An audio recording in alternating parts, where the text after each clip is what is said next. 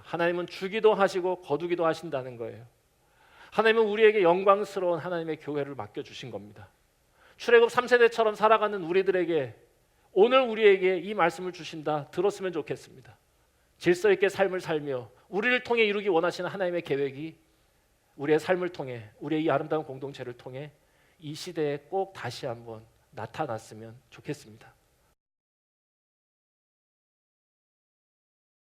사사기 말씀으로 다시 돌아왔습니다. 사사기 말씀은 출애굽 3세대의 이야기입니다. 그러니까 출애굽을 직접 경험하지도 못했고 또 경험한 이들의 이야기를 듣지도 못한, 그러나 가장 많은 것을 누리고 또 가장 많은 것을 소유했던 사람들, 출애굽하던 종살이하던 1세대와는 다른, 또 전쟁을 직접 경험하고 정복하면서 땀을 흘리고 눈물을 흘렸던 2세대와도 다른, 그러나 1세대와 2세대의 그 광야와 전쟁의 고난의 결과인 가나안의 모든 것을 누리고 있는 3세대, 이제 그들의 이야기입니다.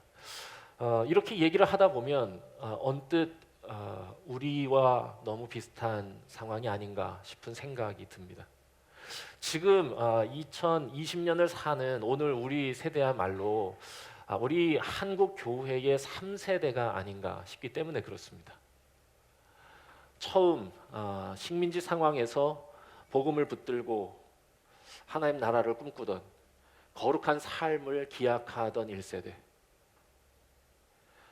전후에 망가진 이 땅에 어떻게든 하나님의 교회를 세워보겠다고 땀 흘리고 정말 몸부림쳤던 2세대, 그리고 우리는 그 이후에 그 모든 것을 누리고 있는, 그 어느 세대보다 가장 많은 것을 소유하고 있지만 실은 그들이 가졌던 것 중에 귀한 것들은 많이 잊어버리고 있는, 그래서 이 사사기야말로 진짜 오늘 우리 한국 교회가 또 우리 성도들이 함께 생각해야 할 말씀이 아닌가 하는 생각이 드는 겁니다.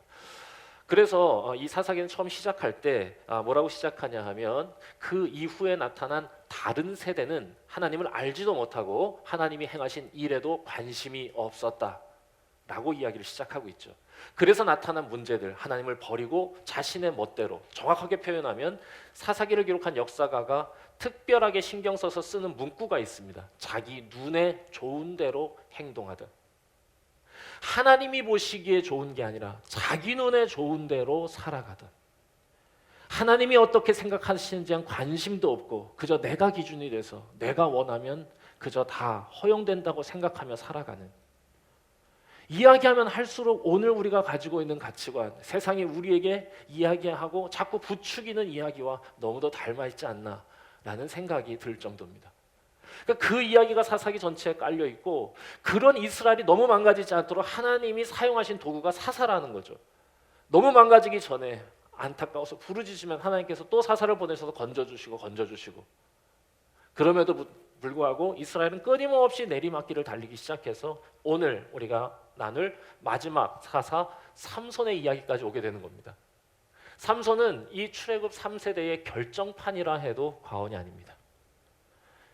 가장 많은 것을 받았지만 가장 밑바닥을 친 인생입니다. 하나님께 너무 많은 걸 받았어요. 우린 잘 아시는 대로 삼손은 머리가 길고 근육이 좋은, 그래서 맨손으로 사자도 찢고 나귀 턱뼈를 가지고 1000명도 죽이는 장사입니다. 육체적 능력이 최고였어요.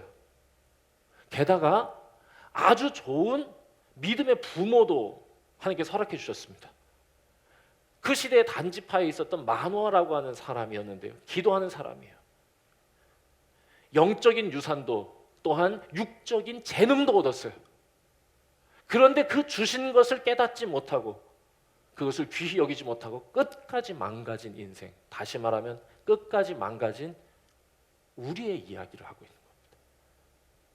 정작 이어가야 할 이야기는 잊지 못하고 자기 눈에 보이는 대로 살아가서 결국에 주신 그 모든 것들을 다 빼앗긴 인생의 이야기, 그게 삼손입니다. 그냥 힘이 센 사람, 장난 아닌 사람, 막 사자, 너 사자? 나 삼손. 힘이 센 영웅의 이야기가 아니라 그것이죠. 어릴 적 주일학교를 다닐 때 삼손은 진짜 힘이 센 전투의 영웅이었습니다. 하여간 힘만 썼다 하면 사람들은 맥을 못 추고 모든 것이 완벽하게 하나님께서 사용하신 도구라고 하는 이 그림이 제 머릿속에 있었어요. 그런데 제가 이제 나이가 들어서 다시 말씀을 읽다 보니 삼손의 정체가 드러난 겁니다. 하나님은 이 삼손의 이야기를 통해서 우리에게 꼭 하시고 싶으신 이야기가 있는 거구나. 여러분, 성경을 기록한 성경의 이 역사가는 하나님의 감동을 받아서 한 사람의 인생을 통해서 꼭 그 시대에 전하고 싶은 게 있는 겁니다. 그 이야기를 우리가 들었으면 좋겠어요. 삼손의 이야기로 한번 들어가 보도록 하겠습니다. 자, 이스라엘에 하나님께서 블레셋이라고 하는 나라를 보내셔서 그 악하게 살아가는 이스라엘을 압제하고 고통당하게 하십니다. 목적은 하나겠죠. 다시 돌아와서 하나님을 섬기게 하려는 것이었습니다. 40년이 지났을 때 하나님은 이제 때가 찼다고 여기시고 마노아, 아까 얘기한 그 마노아라는 사람의 가정에 찾아가셔서 약속하십니다. 뭐라고 약속하시냐? 너희가 지금까지 임신 못하고 아이를 못 가졌는데 내가 아들을 주겠다. 그런데 조건이 하나 달렸습니다. 뭐냐? 태어나면서부터 나실인으로 살아가는 것이었습니다. 태어나면서부터 나실인, 이게 뭐냐면 구별된 사람으로 살아간다는 건데, 나실인 세 가지를 지켜야 됩니다. 포도주를 먹으면 안 돼요. 근데 포도주만 먹으면 되는 게 아니라 포도즙도 안 돼요. 왜냐하면 포도즙하고 포도주 사이의 경계가 애매할 때 있지 않습니까? 매실즙과 매실주 사이가 애매할 때 있지 않습니까? 제가 뭐 교회에 있을 때 전에 한번 송전사님인 것 같아요. 송전사님이 제가 좀 피곤하고 소화가 잘 안 된다고 그러니까 어디에서 매실이라고 해서, 매실 있잖아요, 매실? 그거를 이렇게 한 컵을 해가지고 저한테 주셨던 기억이 나요. 그래가지고는 굉장히 피곤한 시간이었고 소화가 너무 안 돼가지고 몸이 얼마나 안 좋아요. 그래서 그 한 컵을 벌컥벌컥 마셨어요. 매실 원액이었습니다. 그리고 그게 온도가 이제 실온에서 좀 따뜻해졌는지 알코올화 과정이 벌어진 거예요. 뜻하지 않게. 모습이에요. 저는 알코올 분해를 못하는 체질이거든요. 야, 교회에서 얼굴이 붉어져서 얼마나 놀랐는지 몰라요. 야, 그러니까 이런 불상사를 막기 위해서 포도즙도 안 돼. 심지어 포도씨, 포도도 먹으면 안 됩니다. 좀 과한 것 같긴 합니다. 근데 어쨌건 완벽하게 차단하겠다는 거예요. 제정신을 잃지 않게 하겠다. 그래서 포도주 먹으면 안 되고, 두 번째, 시체 부정한 것을 건드리면 안 돼요. 세 번째, 머리에 손을 대면 안 됩니다. 보통 일반적으로는 나시리는 어느 일정한 기간을 정해놓고 거룩하게 살아가는 걸 얘기하는데, 조건이 그건 거예요. 평생을 그렇게 살아라. 그러면 그렇게 나시린의 약속을 지키고, 정확히 말하면 다른 모든 사람들과 달리 하나님의 뜻을 따라 질서 있게 살아가면, 세상의 무질서함을 본받지 않고 하나님을 바라보며 질서 있는 삶을 살아가면 내가 그 아이를 통해서 이스라엘을 구원하는 하나님의 도구로 사용되게 하겠다. 이 약속을 주신 것입니다. 질서 있게 살아가는 것. 여러분, 하나님이 정말로 우리에게 바라시는 건 그거였던 거예요. 사사기를 통해서 이야기하시려는 것도 그거였어요. 출애굽 3세대 부디 그 무질서를 버려라. 창조 이전의 혼돈과 흑암을 버리고 창조하신 하나님을 따라 살아가는 빛과 질서로 나아가라 말이지. 그런데 이스라엘이 그거를 못했던 겁니다. 자, 삼손의 인생. 아이가 태어났고 그 아이의 이름을 삼손이라 지었습니다. 이건 쉐메시라고 하는 태양이라고 하는 이 어근을 가지고 지은 건데, 해처럼 빛나는 아이로 살아가서 하나님께 영광 돌리라는 뜻을 담은 겁니다. 그렇지만 이 부모의 기대와 달리, 하나님의 기대와 계획과 달리 삼손의 인생은 나락으로 떨어지기 시작해요. 삼손을 처음 소개하는 성인이 된 삼손의 이야기가 딱 시작되는 14장 1절 이렇게 시작합니다. 삼손이 딥나에 내려가서, 이렇게 얘기가 나오는데, 고대 역사가들은 내려간다라고 하는 표현은 항상 부정적인 의미를 담아내는 겁니다. 삼손은 성인이 되면서 내려가기 시작했다. 왜 그런지 아세요? 질서 있게 살아가는 게 아니라 제멋대로 살았기 때문입니다. 성인이 되면서 삼손이 저지른 첫 번째 실수는 뭐냐? 자기 눈에 좋은 대로 살았어요. 딥나라고 하는 곳은 실은 블레셋 사람들이 사는 마을입니다. 성인이 된 삼손이 첫사랑에 빠지게 되는데 하필 블레셋 여자에게 빠져요. 딥나라고 하는 동네에 사는 여자, 굉장히 예뻤던 것 같아요. 그리고는 아빠한테 와서 아빠, 나 저 여자랑 결혼하고 싶어요. 허락할 리가 없습니다. 만화는 기도의 사람이고 나실인으로 구별하여서 하나님께 이 삼손을 드린 아버지인데 어떻게 허락해요? 다른 사람이라면 모를까? 그 당시에 사람들이야 블레셋 사람들의 압제를 당하고 그 식민 상황에서 다 그렇게 그냥 일반적으로 그냥 그렇게 막 교류하며 지냈겠지만 나실인은 그러면 안 되는 거죠. 그래서 허락 못 하겠다고 그랬어요. 하지만 자식 이기는 부모 없는 것 아닙니까? 때를 쓰는 삼손 때문에 감당을 못했어요. 그때 삼손이 아버지에게 한 말, 제가 그 여자를 좋아합니다.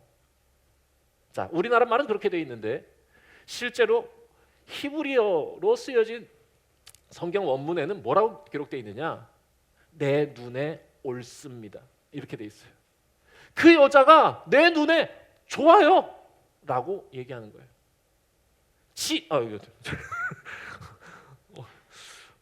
이걸 회복이 안 되네요. 지가 나와버려가지고. 그런데 이건 지 눈이라고 해야 조금 더 의미가 삽니다. 지 눈에 보기 좋은 대로 사는 거예요. 내 눈에 좋아요. 실은 이 결혼식을 억지로 성사시키면서 삼손의 인생은 나락으로 떨어지는 거예요.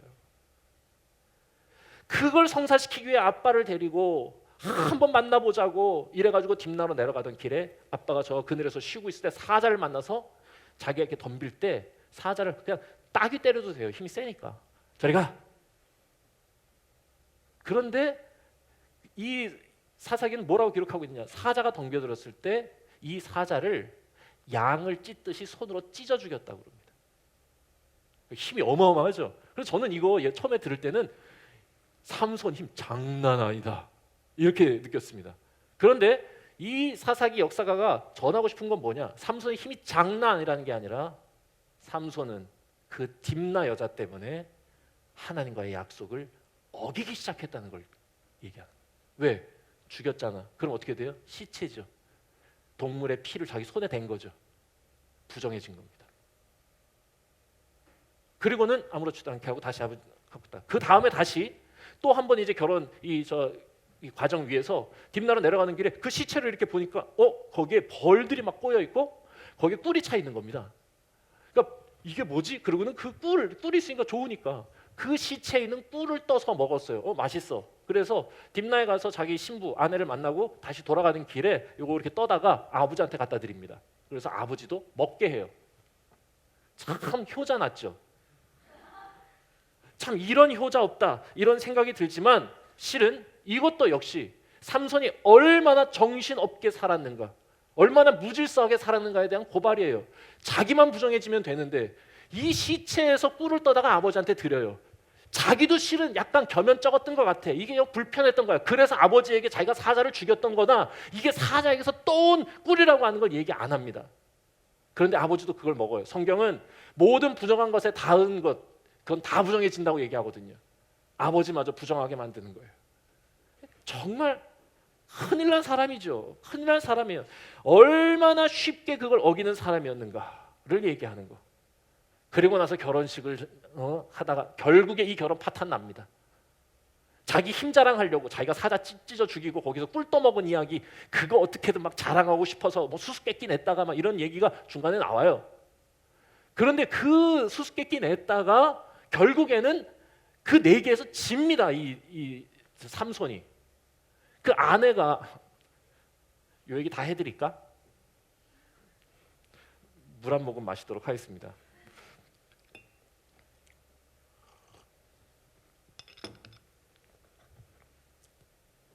아니 삼손 얘기를 너무 해드리고 싶거든요. 제가.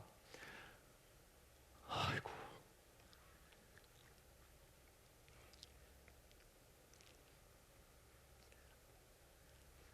해드리지 뭐.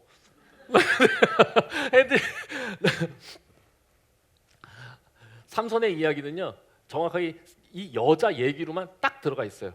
딥나의 여자 얘기, 가사에서 기생하고 몸 섞은 얘기 그 다음에 그 유명한 들릴라한테 꼬임당한 얘기, 이렇게 세 이야기. 그리고 삼손 죽습니다. 첫 번째 얘기가 바로 이 딥나라는 여자하고 결혼식을 억지로 그렇게 하다가 사단이 난 건데, 그렇게 억지로 이 치르게 된 결혼식 날, 이 삼손은요 이스라엘식이 아니라 블레셋식의 풍습을 따라서 결혼식을 시작합니다. 그리고 블레셋 사람 청년 30명이 그 이 블레셋 여자 이 거기 놓고 함께 다 참여해서 잔치를 벌이는 거예요. 아마 이게 그런 의미도 있었을 것 같습니다. 저놈이 이스라엘 놈인데 감히 블레셋 여자랑 결혼하는 걸 보면 언제라도 돌변할 수 있는 사람이니 일주일 동안 잔치를 벌이면서 술에 흥청망청 이렇게 정신 오락가락할 때 진심을 얘기하면서 얘가 제대로 된 믿을 수 있는 인간인지 확인해 보려고 하는 풍습일 수도 있습니다. 자, 그런데 그 상황에서 이 삼손이 힘 자랑하려고 아까 말씀드린 거예요. 이렇게 수수께끼를 냅니다. 뭐라고 수수께끼를 내냐? 먹는 자에게 먹는 것이 나오고 강한 자에게 단 것이 나왔다. 이것이 무엇이겠느냐? 아, 이걸 어떻게 맞춰요, 사람이? 이건 그냥 자기가 사자 죽였고 그 사자에게서 자기가 꿀을 떴다는 건데 이걸 무슨 수로 맞춥니까? 그러면 막 낄낄거리면서 내기 하자고, 내기. 자, 만약에 이거 맞추면 내가 당신들 정장 30벌 해주겠다. 딱 다. 배옷 30벌에다가 겉옷 30벌 내가 딱 주겠다. 대신 당신들이 지면 나한테 그거 부탁한다. 야, 이거 도대체 풀 수가 없는 거야. 그래가지고 청년 30명이 그 신부를 협박하기 시작합니다. 야, 너 때문에 지금 우리 지금 다 재산 다 날아먹게 생겼어. 만약에 이거 너 답 알아오지 않으면 너희 온 집을 내가 다 불태우고 너희들 다 내가 이 재산 다 몰수할 거야. 이러면서 협박을 하니까 이 아내가, 삼손의 아내가 울면서 막 그 삼손에게 깔려달라고 그래요. 왜 나한테도 안 알려주는 거냐고. 결국에 삼손은 그 아내에게 얘기를 해버렸고 결국에 이 아내는 거기에 얘기하고 내기에서 지게 된 겁니다. 야, 여러분, 지 멋대로 살아가는 사람은 항상 문제가 또 있어요. 눈에 보이는 대로 행동하는 사람은 항상 감정이 움직이는 대로 행동한다는 겁니다. 화가 불같이 난 삼손은요, 그때부터 너무 화가 나가지고 어떻게 갚긴 해야겠으니까 옆 동네 가서 사람 30명을 죽이고 거기 재산 다 약탈해가지고 야, 얘 딱으로 딱 던져버린 다음에 바로 그 결혼식 날 아내를 버리고 다시 집으로 혼자 들어가 버려요. 분을 못 이기는 거야, 분을. 얼마나 아내는 당황했을 것이며 그 장인은 또 얼마나 황당했겠습니까? 그래서 이 장인은 그 아내를 다른 사람에게 줘요. 자기 딸을 다른 친구에게 줍니다. 삼손이 그냥 떠나가 버렸으니까 뭐 저런 놈이 다 있어. 그랬는데 한참 뒤에 삼손은 다시 그 아내를 찾으러 딥나에 와서 그 장인에게 소리칩니다. 내 아내가 데리고 오라고. 이 상황을 알게 된 삼손 완전히 더 화가 나. 이제 복수의 화신이 됩니다. 그리고 나서 어떻게 하느냐? 밖에 나가지고 으악 막 소리치면서 뭐 난리 났지. 이제 뭐 그냥 무질서 그 자체예요, 인생이. 밖에 나가가지고 여우 300마리를 잡아다가 꼬리를 다 묶고 거기다가 불을 붙인 다음에 지금 막 곡식을 막 추수하고 있던 이 블레셋의 밭에다가 집어던집니다. 어떻게 됐겠어? 이 여우가 그냥 뜨겁다고 막 뛰면서 이미 추수해 놓은 거나 추수할 밭이 완전히 불태워버리는 거야. 블레셋의 1년치 농사를 완전히 망가뜨린 겁니다. 블레셋이 완전히 화가 나서 그동안 잠잠히 지내던 블레셋, 잠자는 사자의 코털을 건드린 거죠. 블레셋이 화나가지고 이거 누구 때문에 이렇게 된 거야? 저 딥나의 그 장인이 사위로 삼은 놈 때문에 이게 이렇게 됐다. 그러니까 블레셋이 그 집안, 그 장인과 그 딸을 다 죽이고 불태운 다음에 이스라엘과 전쟁을 준비하기 시작하는 거예요. 그래서 가장 옆에 있는 유다라고 하는 유다 지파를 전쟁을 치려고 바로 옆이었거든요. 유다 지파를 전쟁을 시작하려고 준비하고 있다는 소식이 들리니까 유다가 깜짝 놀라서 이게 왜 불똥이 우리한테 튀냐? 왜? 삼손이 아까 어느 지파라고 그랬어요? 단지파입니다. 삼손, 아니 쟤는 단지파인데 왜 우리한테 그래? 너무 당황한 유다는 이거 어떡하지? 그러다가 3,000명의 군사를 모아다가 삼손을 잡으러 갑니다. 삼손 어디 있어? 그래서 삼손 딱 잡아놓고 야, 너 때문에 지금 일이 이렇게 됐잖아. 너 안 되겠어. 내가 너를 건드리지 않겠지만 너를 블레셋에 넘겨야 이 일이 끝날 것 같으니까 너 일로 와. 이래서는 삼손을 붙잡아다가 동족끼리도 약간 갈등이 시작되는 거예요. 이게 실은 사사기가 이걸 얘기하기도 하는 겁니다. 동족끼리 갈등도 시작돼. 결박시켜가지고는 블레셋 사람들 앞에 놓고 블레셋한테 이렇게 던지는 거예요. 그런데 하나님께서 성경에 이렇게 기록되어 있습니다. 그때 하나님의 영이 그에게 임하심에 이 줄이 그냥 불탄 것처럼 싹 사라지고 그때 이 삼손이 바로 옆에 있던 죽어있던 나귀의 이 턱뼈를 끄집어내서 피가 묻어있는 턱뼈겠죠. 그걸 끄집어내서 그걸 잡아다가 거기에 모여있던 1000명의 블레셋 사람들을 쳐서 죽였다. 이렇게 돼 있습니다. 장난 아니죠. 야, 하나님의 영이 임하시고 탁 끊은 다음에 나귀 턱뼈 1000명, 청동기를 가진 블레셋 사람과 턱뼈를 가진 삼손의 싸움이 정말 굉장하지 않습니까? 이겼어요. 그런데 저는 그래서 이거는 단지 삼손에게 주신 것은 엄청난 근육이 아니었다. 아니, 근육만이 아니다. 왜냐? 청동기에 이게 뼈 맞으면 뼈 날아가지 않겠습니까? 그래서 제가 생각하기에 동체 시력도 주신 것 같다. 이렇게 생각합니다. 칼을 피할 수 있는 동체 시력이죠. 동체 시력도 주셔서 1000명을 쳐서 죽이고 어마어마한 승리를 거둡니다. 정확하게 말하면 삼손의 승리라기보다는 하나님께서 이 삼손에게 허락하신 놀라운 능력의 승리 아닙니까? 그런데 여기에서 이 삼손은요, 이 승리에 대해서 막 하나님께 노래를 하는 장면이 나오는데 뭐라고 노래를 하느냐? 이렇게 합니다. 나귀의 턱뼈 한 더미 두 더미를 쌓았으며 나귀의 턱뼈로 내가 1000명을 죽였도다. 여러분, 모든 승리의 노래에는요, 하나님에 대한 찬양이 들어가야 됩니다. 하나님이 이 승리의 주인이시라고 고백하는 게 항상 들어가요. 모세의 노래, 미리암의 노래 다 그렇습니다. 여기에 그런데 하나님을 찬양하는 내용이 담겨있지 않은 거예요. 이걸 고발하는 겁니다. 자기 멋대로 그 힘마저 자기의 것이라 착각하는 삼손의 이야기. 그리고 나서 이 자기 멋대로 살던 인간은 사사가 되었음에도 불구하고 다시 블레셋 사람의 땅에 들어가서 그 땅의 기생과 몸을 섞어야 되고, 그리고 또 얼마 지나지 않아 새로운 여자 들릴라, 세 번째 마지막 여자죠. 들릴라라는 여자에게 눈이 멀게 됩니다. 어떻게든 삼손에게 복수하려고 예의주시하고 있던 블레셋 사람들은 이 삼손을 죽일 계략을 짜고 이 들릴라를 꼬이기 시작합니다. 꽃뱀이 되라고 부추기는 거죠. 그런데 이 들릴라가 블레셋 여자였는지 이스라엘 여자였는지 정확하지 않아요. 왜냐하면 이 들릴라라고 하는 이름 자체가 블레셋의 이름이 아니기 때문입니다. 어쨌건 삼손을 죽일 요량으로 들릴라를 꼬이기 시작해요. 블레셋의 5도시의 지도자들이 다 찾아가서 그 여자에게 얘기합니다. 만약에 저 삼손의 힘의 근원이 무엇인지 나에게 알려만 주면 우리가 1100냥씩 주겠다. 1100냥씩 주겠답니다. 1100냥씩. 그러니까 다시 5명이니까 5500냥입니다. 어마어마하죠. 완전 부자가 될 수 있는 기회. 들릴라는 그때부터 그 음모를 진행하는 거예요. 삼손이 왔을 때 무릎에 누우라고. 누워. 상상하시나 봐요. 누워. 이래서 이렇게 누웠을 때, 그때부터 이제 들릴라가 이렇게 쳐다보면서 얘기합니다. 삼손은 어떻게 그렇게 힘이 세? 나한테 알려줄 수 없어? 삼손이 그래 궁금해? 이러면서 얘기하기 시작하는 장면. 이제 그 얘기가 이제 마지막 장면인데, 그때 들릴라 이렇게 보면서 첫 번째 뭐라고 얘기하느냐? 마르지 아니한 새 활줄, 아직 이렇게 이게 뭔 말인지 정확히 모르겠는데 사용하지 않은 활줄 있죠, 활줄. 그 활줄로 나를 묶으면 된다. 그래서 몰래 해서 딱 묶은 다음에 블레셋 사람들한테 들어오라고 그럽니다. 들어와, 끝났어. 이랬더니 삼손이 뭐야? 이렇게 빡 끊고 확 다 내쫓았어요. 그래서 삼손도 그때부터는 일단 뇌에 이상이 생겼는지 한번 그렇게 당했으면 이게 넘어가면 안 되지 않습니까? 근데 들릴라가 또 꼬입니다. 또 누워, 또 누워요. 이게 약간 이상한 얘기예요. 여기서부터 나는 그래서 여기서부터는 좀 이게 공감이 잘 안 가기 시작했어요. 근데 두 번째 또 누웠어요. 그런데 두 번째는 또 뭐라고 그러냐? 사용하지 않은 새 밧줄 있죠. 새 밧줄로 날 묶으면 된다. 어떻게 했어요? 아니지. 또 푹.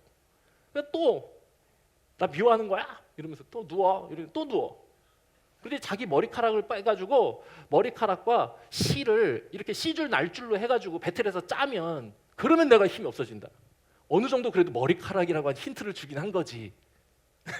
그런데 그것도 틀렸어요. 그랬더니 이제 막 엉엉 울면서, 항상 이 삼손은 여자의 눈물에 약합니다. 여자가 울면 남자들은 약간 좀 맥을 못 추는 게 있긴 해요. 근데 막 울어요. 막 우니까 안 되겠다. 알았어, 내가 알려줄게. 솔직히 나 머리 자르면 끝이야. 내가 어려서부터 머리에 내 면도날 대본 적이 없거든. 그런데 내 머리를 밀면 나는 내게서 힘이 떠나고 약해져서 다른 사람과 같아질 거야. 힘의 근원이 머리에 있다고 말해버린 거예요. 그날 밤 그의 머리는 밀렸습니다. 여러분, 왜 얘기했을까? 이런 생각 해봅니다. 왜 얘기했을까요? 들릴라 위해서? 아니에요. 정확히 말하면 생각해 보세요. 벌써 3번씩이나 지금 블레셋 사람들이 와가지고 자기 잡아가려고 한 상황인데 자기 머리카락에 힘의 근원이 있다고 말한 건 진짜 이유는 하나님을 믿지 않았기 때문입니다. 아예 하나님에 대한 생각 자체가 없어요. 나귀 턱뼈를 죽였을 때도 그게 내 힘이라고 얘기했고 지금도 이 힘은 나의 것이라고 착각하는 거예요. 그러니까 머리카락에 있다고 그냥 얘기하는 겁니다. 자기 힘이 머리카락에 있지 않고 자기에게 있다고 믿었기 때문에 그냥 얘기하는 거예요. 여러분 근데 성경이 뭐라고 얘기하는지 아세요? 이 삼손의 힘은 어디에 있냐? 머리카락 아니에요. 항상 삼손이 힘을 발휘할 때, 사자를 찢을 때, 혹은 나귀 턱뼈로 1000명을 때려잡을 때 항상 그 앞에 뭐라고 성경이 기록하고 있냐? 하나님의 영이 그에게 임하사 그가 사자를 찢었다. 하나님의 영이 그에게 임하사 나귀 턱뼈로 1000명을 때려잡았다. 하나님의 영에게 있다고 얘기하는 거예요. 여러분 그가 힘이 사라진 건 머리카락이 밀렸기 때문이 아니야. 그가 하나님을 떠났기 때문입니다. 마지막 이 이야기를 하고 나서 성경은 뭐라고 기록하냐? 삼손은 그에게서 하나님이 떠난 줄 알지 못했다. 이게 삼손의 이야기의 결말입니다. 결국 다 잃어버린, 힘이 빠져버린 삼손은 블레셋 사람들에게 잡혀가고 그에게 떨어진 형벌, 참 상징적이지만 삼손의 눈을 뽑게 한 거예요. 눈이 뽑혔어요. 해같이 빛나는 아이로 살아가라고, 빛을 보면서 살아가라고 했는데 빛을 못 보는 어둠의 사람이 됐어요. 나귀 턱뼈로 사람들을 죽였는데 잡혀간 눈이 뽑힌 삼손은 나귀가 되어서 곡식을 미는 블레셋의 조롱거리가 됐습니다. 하나님의 사람이었는데 블레셋의 다곤 신 앞에서 재롱을 피우는 짐승과 같은 존재가 됐습니다. 이것이 삼손의 이야기, 출애굽 3세대를 상징하는 그들의 이야기다 저는 생각합니다. 여러분 메시지가 무엇이겠나? 저 이렇게 한번 생각해 봤어요. 이 삼손의 이야기를 통해서 하나님은 우리에게 뭘 얘기하시고 싶은가? 저는 이렇게 잡았습니다. 하나님은 주시기도 하시고 거두시기도 하시는 분이라는 거예요. 이거를 너희가 절대로 잊으면 안 된다는 얘기를 하는 겁니다. 하나님은 주시기도 하시고 거두시기도 하세요. 하나님은 삼손에게 귀한 것을 주신 분이에요.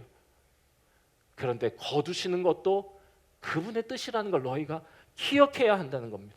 시편 49편 저희 어머니가 항상 제가 좀 말 안 들을 때마다 제 등허리에 대고 하시던 말씀, 사람이 존귀에 처하나 깨닫지 못하면 멸망하는 짐승 같도다. 저희 어머니에게 감사를 드립니다. 삼손의 이야기 꼭 이를 담지 않았어요? 주셨는데 가져가셨다는 거예요. 그건 삼손의 것이 아니라는 거예요. 이스라엘에게 얘기하는 거예요. 너희 지금 다 누리고 있지? 그거 너희 거 아니야. 하나님이 너에게 주신 거야. 우리 출애굽 3세대죠. 하나님 우리에게 다 주셨어요. 이 물질의 축복을 주셨어요. 먹고 마시고 행복하게 살 수 있는. 그런데 이거 하나님이 주신 것이기에 하나님이 뺏어가실 수도 있다고 하는 것입니다. 제가 이번 주에 어노인팅이라고 하는, 아시죠? 어노인팅 예배 캠프에 참여했다가 그곳에서 최유한 목사님이 앞에서 강의하시는 걸 들었어요. 그곳에서 들었던 이야기인데 되게 감동적이더라고요. 뭐냐면 주이름 찬양이라고 하는 찬양이 있어요. 맷 레드먼이라고 하는 사람이 지은 건데, 주이름 찬양, 우리 이따가 파송 찬양으로 부를 거예요. 세상에 뭐 가사가 뭐야? 풍요의 강물 흐르는 부유한 땅에 살 때에 주님 찬양해, 이렇게 하는 게 있는데 그 뒤에 후렴구가 이렇게 돼 있어요. 저는 그 찬양의 그 가사의 의미를 그때 알았어요. 주님은 주시며 주님은 찾으시네, 이렇게 돼 있어요. 저는 그래서 그걸 처음에 그날까지도 저는 주님은 주시다, God is Lord, 그리고 주님은 찾으시네, God seek, 주님 찾으신다, 하나님의 사람을 찾으시는구나, 이렇게 지금까지 그렇게 찬양을 하고 있었어요 내가. 그래서 주 이름 찬양하겠다 이렇게. 그런데 이 영어 가사를 진짜 보면 어떻게 돼 있냐, 거기에 이렇게 돼 있답니다. You give and take away입니다. 왜 이 찬양의 가사를 거기다 기록했느냐? 9.11 테러 현장에 그가 있었대요. 그거를 바라보면서 그곳에서 찬양 예배를 드려야 하는데 어떻게 할지 모르는 마음 가지고 주님 앞에서 기도할 때 하나님이 이 마음을, 이 멜로디를, 이 가사를 주셨다는 거예요. 하나님은 주기도 하시고 가져가시기도 하시는 분이라고. 모든 상황 속에서 부유한 삶을 살아갈 때, 아주 비루한 삶을 살 때 언제 어디서나 하나님을 찬양하기를 잊지 말자고, 그 사실을 잊지 말라고 이야기하는 겁니다. 모든 것이 하나님께로 오는 것인 줄 깨달으라고 하는 거. 여러분, 저는 오늘 우리 한국교회의 상황, 하나님이 뺏어가시는 상황 아닌가? 하나님이 주신 것들이 얼마나 귀한 줄 모르고 이어가야 할 것들을 이어가지 못하는 출애굽 3세대 삼손의 모습을 닮아가고 있는 우리에게 하나님이 주시는 형벌은 아닌가? 눈이 뽑히고 짐승처럼 나귀가 되어서 조롱받는 신세가 되게 하시는 거, 그거 우리에 대한 이야기가 아닌가? 그것이 얼마나 귀한 줄 몰라서 질서 있게 살아가는 삶을 요청하시고 영광스러운 하나님의 도구가 되게 하셨는데도 불구하고 그것을 깨닫지 못하고 살아가던 그에게 주신 이야기, 결국 우리가 들어야 할 이야기가 아닌가 하는 것이죠. 여러분, 하나님은 우리에게 주시기도 하시고 거두시기도 하시는 분이라는 사실을 꼭 기억하면서 하나님 앞에 질서 있게 살아가는 저와 여러분들 되길 바랍니다. 또 하나의 메시지 뭐냐? 그럼에도 불구하고 하나님은 우리를 절대로 포기하지 않으신다는 것입니다. 삼손의 이야기는 눈이 뽑히는 것으로 끝나지 않아요. 오늘 우리가 읽은 이 이야기, 하나님께서 이 삼손을 정말 부족하고 정말 어이없는 삶을 살았지만 그럼에도 불구하고 하나님은 그를 통해서 이루실 하나님의 뜻을, 하나님의 열심을 가지고 이루어 가신다고 하는 이야기입니다. 이스라엘을 구원하시는 그 도구로 삼손을 사용하시는 이야기. 여러분, 하나님은 절대로 우리를 포기하지 않으신다는 거예요. 삼손을 포기하지 않으셨어요. 삼손은 하나님을 버렸어요. 그렇지만 하나님은 삼손 버리지 않습니다. 우리는 하나님을 잊은지 모르지만 하나님은 우리 한국교회를 잊지 않으셨습니다. 하나님은 눈이 뽑혀 어둠 속에 사는 삼손에게 그 자리에서 그가 잃어버린 것들을 하나하나 되찾게 하세요. 한국교회가 모든 것을 잃어버린 이 상황에서 하나님은 우리에게 하나하나 잃은 것들을 찾아가게 하시리라 저는 믿습니다. 그리고 우리가 그 과정 가운데 있다는 거 잊지 않고 살아가면 하나님은 반드시 우리를 통해 그 일을 이루실 거예요. 눈은 뽑혔지만 삼손은 비로소 보게 됐어요. 그제서야 하나님을 보게 됩니다.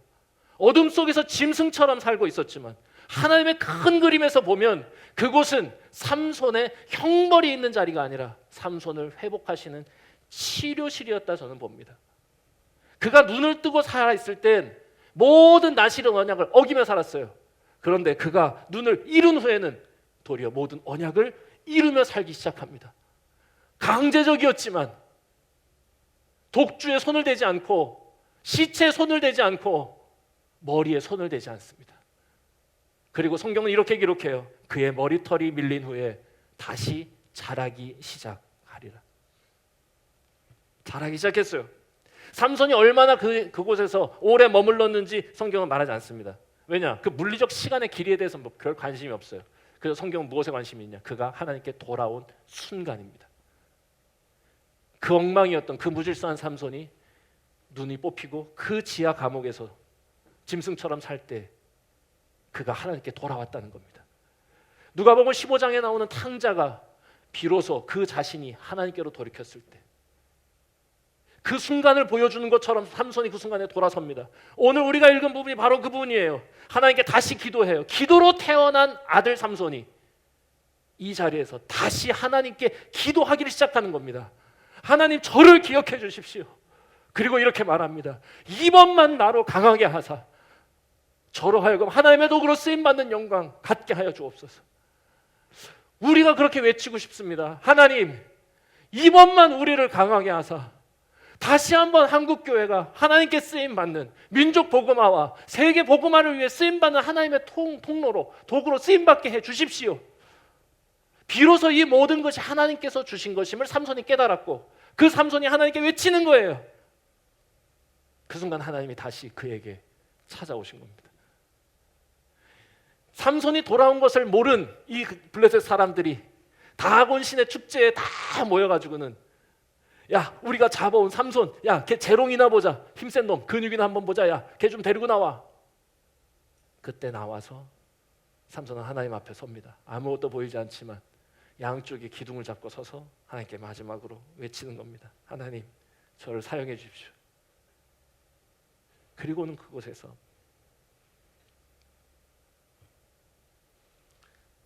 기둥을 밀고 거기에 모였던 사람들을 다, 그리고 다시 이스라엘을 구원하였다는 이야기. 자, 여기서 끝입니다. 여러분, 삼손의 이야기는 이렇게 마무리되면서 이런 구절로 기록합니다. 30절 31절입니다. 삼손이 죽을 때에 죽인 자가 살았을 때에 죽인 자보다 더 많았다. 31절, 그의 형제와 아버지의 온 집이 다 내려가서 그의 시체를 가지고 올라와서 소라와 에스타올 사이 그의 아버지 마노아의 장지에 장사하니라. 삼손이 이스라엘 사사로 20년 동안 지냈다. 여러분, 저는 이 표현이 되게 막 가슴이 막 두근두근 거릴 처럼 좋아요. 왜냐? 여러분, 삼손이 살아있을 땐요, 이스라엘 사람들이 다 삼손을 버렸습니다. 다 등을 돌렸어요. 그런데 삼손이 죽었을 때 다 사람들은 다 그에게 다시 돌아왔다는 거예요. 그의 형제가, 가족이 다 그에게 다시 돌아왔다. 그는 살아서 마노아의 아들임을 거부하며 살았지만 그가 죽을 땐 마노아의 아들이 되어 묻혔다. 그리고 그의 묘비에 이렇게 기록되는 겁니다. 죽을 때에 죽인 자가 살았을 때 죽인 자보다 많았다. 해처럼 밝은 아이 삼손, 이스라엘 사사로 20년을 지내다. 하나님 회복하신 겁니다. 절대로 이스라엘 포기하지 않고 삼손을 회복하셔서 하나님의 도구로 사용하신 거예요. 저는 오늘 말씀에서 두 가지 꼭 기억했으면 좋겠습니다. 하나님은 주기도 하시고 거두기도 하신다는 거예요. 하나님은 우리에게 영광스러운 하나님의 교회를 맡겨주신 겁니다. 출애굽 3세대처럼 살아가는 우리들에게 오늘 우리에게 이 말씀을 주신다 들었으면 좋겠습니다. 질서 있게 삶을 살며 우리를 통해 이루기 원하시는 하나님의 계획이 우리의 삶을 통해, 우리의 이 아름다운 공동체를 통해 이 시대에 꼭 다시 한번 나타났으면 좋겠습니다. 이번만 저로 강하게 해주십시오. 포기하지 않는 하나님의 사랑을 제가 믿고 나아갑니다. 저의 어리석음 용서해 주시고 포기하지 않는 하나님의 사랑, 그 열심을 향하여 저도 손을 내밀어 그 손을 붙잡고 하나님의 일에 동참하게 해주십시오. 내 눈에 옳은 대로 살며 무질서하게 세상을 따라가는 게 아니라 하나님의 눈에 옳은가 날마다 질문하며 질서 있는 삶을 살아가게 하여 주십시오. 그리하여 우리가 이 세상 살아가면서 하나님께서 맡겨주신 그 아름다운 영광, 회복해가는, 세상을 아름답게, 이웃을 행복하게 만드는 아름다운 사람으로 살아가게 해주십시오. 기도하겠습니다.